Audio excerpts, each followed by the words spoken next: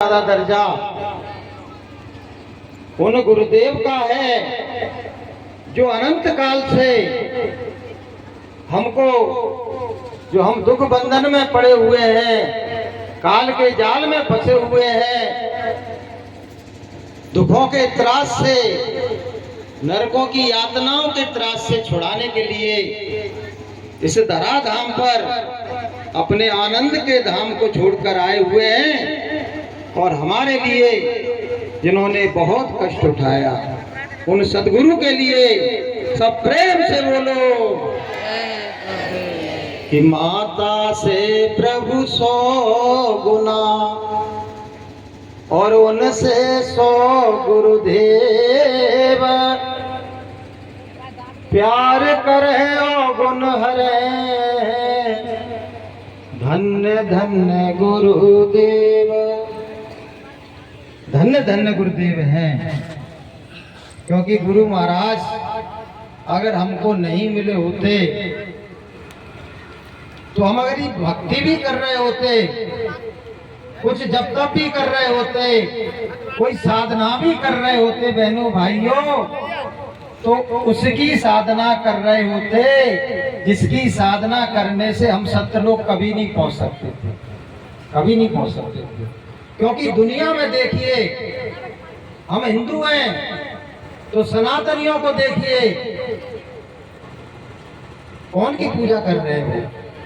33 करोड़ देवता, ब्रह्मा विष्णु महादेव, हद से हद कोई कोई आदि मां शक्ति की उपासना कर रहा है। 90 से लेके 99% हिंदुओं को ये मालूम नहीं है कि ब्रह्मा विष्णु महादेव के पिता कौन है। किसी ने शंकर भगवान को सर्वोपरि मान लिया है, किसी ने ब्रह्मा जी को सर्वोपरि मान लिया है, और किसी ने आदि मां शक्ति को सर्वोपरि मान लिया है। तो इससे मुक्ति मिल जाती बहनों भाइयों, बोलो नहीं। अगर बिल्ली के सामने चूहा उसकी आरती करने लगे, उसकी पूजा करे, उसकी इबादत करे और प्रार्थना करे कि जय बिल्ली मैया, मेरी जय बिल्ली मैया, और तू मैं तेरी आरती उतारूं, तू मुझको नहीं खैया, जय बिल्ली मैया। बताओ, वो तो बेचारा कितना भाव से भक्ति से बिल्ली की आरती उतार रहा है कि हे बिल्ली मैया, मैं तेरी आरती उतार रहा हूँ, तू मुझको नहीं खाना। तो वो बिल्ली क्या कहेगी, तो क्या भांग धतूरा खाऊंगी मैं, तुझे नहीं खाऊंगी, तू मेरा आहार है, इसलिए मैं तुझको खाकर ही रहूंगी। इसी तरह से यहाँ जितने भी भाई बहन बैठे हुए हैं, सब काल के आहार हैं, सब काल के आहार हैं। कोई सुबह के नाश्ते का आहार है, कोई दिन की रोटी का आहार है, कोई शाम की, गांव में कहते हैं प्यारू का आहार है। क्योंकि जो सुबह मरेगा उसका नाश्ता हो जाएगा, दिन में मरेगा उसकी रोटी हो जाएगा, और शाम को रात को मरेगा उसकी प्यारू हो जाएगा। कोई बचने वाला नहीं है, सबको खा जाएगा। क्योंकि वो कबीर साहब ने कहा है ना, ऋषि मुनि को छल से मारे। अगर ऋषि मुनि साधना भी करते हैं ना, तो उसके पास स्वर्ग और वैकुंठ में परियां हैं, हूर हैं। इंद्र की झूठी परी को किसी को भिजवा देता है, उसको छल कर लेता है, उसको, उसकी साधना को, उसके तप को, उसके संयम को, सबको नष्ट कर देता है। ऋषि मुनि को छल से मारे, 1 लाख जीव करे आहारा साधु, ये ना देश हमारा साधु, ये ना देश हमारा। हमारा ये देश नहीं है, हम तो अगम देश के वासी।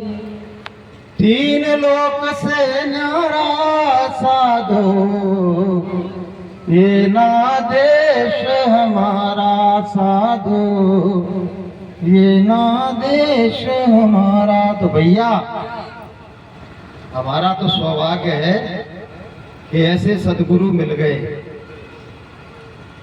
जो पूरे हैं, पूरे सतगुरु मिल गए। हमारा भाग्य जग गया कि जिनको सतगुरु मिल गए और उनके पूरे भाग, और गुरु ज्ञान से धोइए जन्म जन्म के दाग। पूरे सतगुरु मिल गए, पूरा भाग जग गया। अगर अधूरे मिलते तो अधूरा भाग जगता। नानक जी ने कहा आधे की शरण में नहीं जाना, जो आधा अधूरा है उसकी शरण में नहीं जाना। क्या कहा? पूरा सतगुरु भेटिए, पूरी होगी जुगत, और हसदी खेलदी खावदी बिच्चे होगी मुकत। हंसो खेलो खाओ मौज बढ़ाओ, लेकिन मौज के संग में ये नहीं करना कि ईट ड्रिंक एंड बी मेरी, खाओ पियो मजा करो, चाहे जो मिल जाए वो भक्षण करो। नहीं, गुरु महाराज कहते हैं परमात्मा ने अच्छे अच्छे व्यंजन बनाए हैं। अब जो मांसाहारी जीव है उनके लिए मिठाइयाँ सुलभ है बहनों भाइयों। वो रसगुल्ला खाते हैं क्या? बोलो नहीं। शेर रसगुल्ला खाता है? खाता है? नहीं खाता है। दूध पीता है? अच्छे अच्छे व्यंजन खाता है? अभी बाहर से वो हमारे प्रधानमंत्री ने बाहर से राष्ट्राध्यक्षों को बुलाया था, तो मैं टीवी पर देख रहा था 400 प्रकार की वैरायटी बनाई थी, शाकाहारी 400 प्रकार की वैरायटी। जब इतने अच्छे अच्छे व्यंजन परमात्मा की दया से इंसानों के लिए सुलभ है, तो गंदा बदबूदार निकृष्ट उसको काहे को हम इस मनुष्य मंदिर में डालें? ये हमारा सबसे बड़ा ज्ञान हो जाएगा। हमारा धर्म, हमारा कर्म, हमारा ईमान, हमारा रहम सब नष्ट हो जाएगा। इसलिए बहनों भाइयों, गुरु महाराज के एक एक वचन को सुनने की, समझने की और हृदयांगम करने की जरूरत है। एक एक बात को समझने की जरूरत है। अभी मैं दो दिन कल आया था, मैं देख रहा था कि बड़े बड़े वक्ता आए, सबको मेरा नमन है, सबको मेरा प्रणाम है, लेकिन साधना के विषय में कोई बात ही नहीं करता है, कोई बात नहीं करता।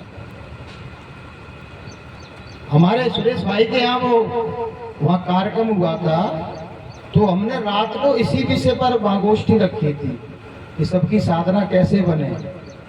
किसी का कोई प्रश्न हो तो पूछो, अपनी त्रुटियों को दूर करो, अपनी अज्ञानता को दूर करो और परमात्मा का ठीक ढंग से भजन करो। हम रात को जो माता जी ने कार्यक्रम कराया था, तो उनके घर पर रुके थे आज। तो वहाँ एक बहन जी गुजरात की थी, गुजरात की आई है, शायद बैठी होंगी। तो उन्होंने यही प्रश्न किया कि तुम मतलब कैसे सुमरन करते हो, मुझे बताओ।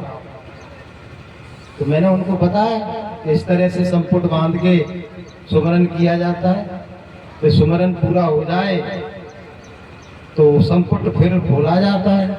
तमाम सत्संगी संपुट ही नहीं बांधते, जानते नहीं है। एक तो कह रहा है, मैंने कहा संपुट का मतलब क्या है? बोले मुंह होठ बंद रखना, इसको संपुट कह रहे, होठ बंद रखना। तो अगर नहीं आता है तो तमाम हमारे टाटधारी हैं, वरिष्ठ सत्संगी हैं, आपको 10 साल हो गए, 20 साल हो गए, 30 साल हो गए, सुमरन का तरीका तो सीख लो। सुमरन करना इतना फलदायक है कि एक बार राजा जनक, जिनकी जीवात्मा जग जाती है ना, वो कहीं भी जा सकते हैं।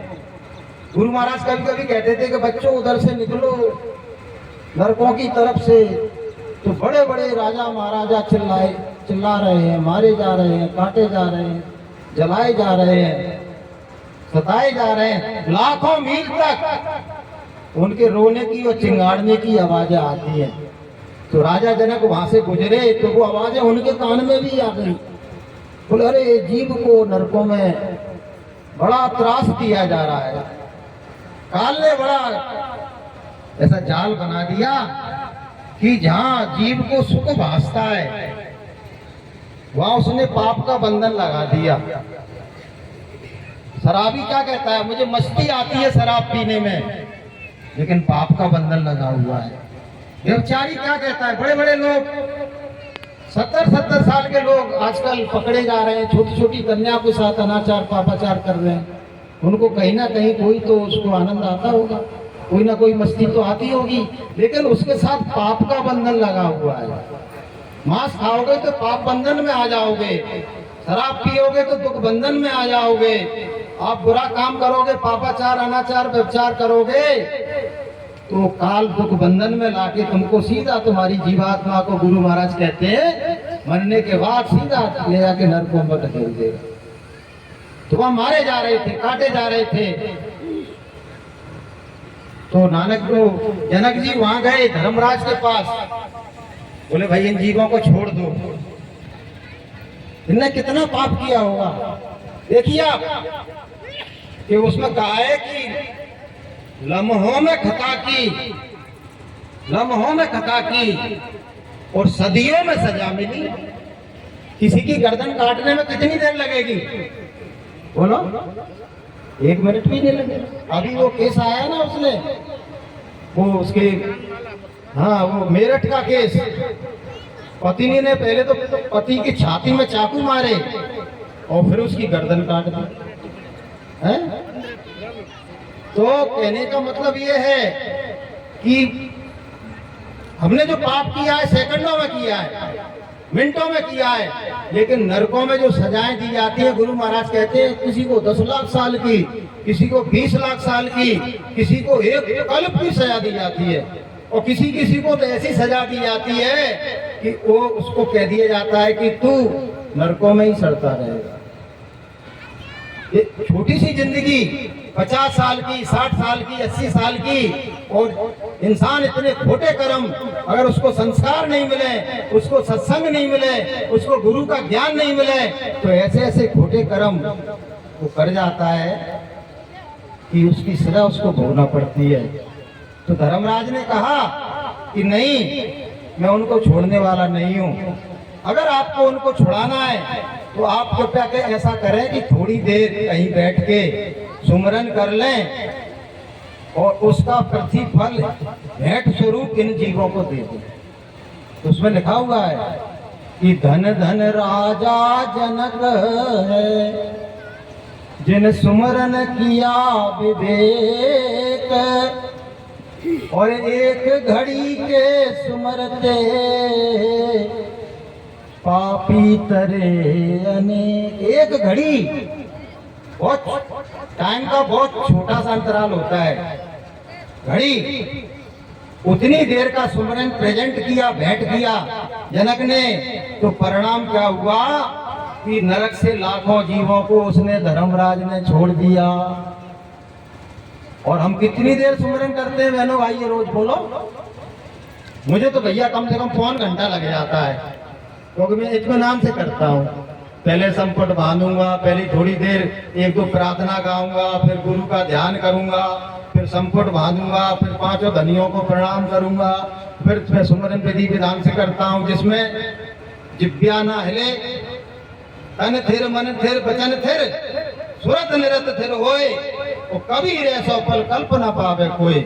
उस अवस्था में बैठ के सुमरन करोगे तो आपको सबसे अच्छा बेनिफिट मिलेगा। तो बहनों भाइयों, हमको इस ओर भी ध्यान देना चाहिए। माफ करना, मेरा थोड़ा विचार ऐसा रहता है कि भजन अच्छा करना चाहिए, साधना अच्छी करना। ठीक है, गुरु महाराज ने आदेश दिया है, ये परित का काम है, साकार का प्रचार करना, रैली निकालना, जो भी आप कर रहे हो ये सर्व हिताय सर्व सुखाय, और जीवों के लिए और अपने लिए हमको साधना भी ठीक ढंग से करना चाहिए, जिससे हमारा ये लोक भी आबाद हो जाए और परलोक भी आबाद हो जाए। तो वो भजन के लिए कहा गया है कि भय नाशक दुर्मति हरण। भजन करोगे तो क्या होने वाला है समझ लो। भय नाशक दुर्मति हरण और कल में हरि को नाम और निस दिन नानक जो जपे सो पावे विश्राम। आपके जीवन के सारे भय नष्ट हो जाएंगे, आपके जीवन का सारा पाप नष्ट हो जाएगा, आपके जीवन के सारे संताप यानी सारे दुख नष्ट हो जाएंगे। और इंसान पर कलिकाल में 3 तरह के ताप चढ़े हुए हैं, दैहिक दैविक भौतिक तापा और गुरु शरण का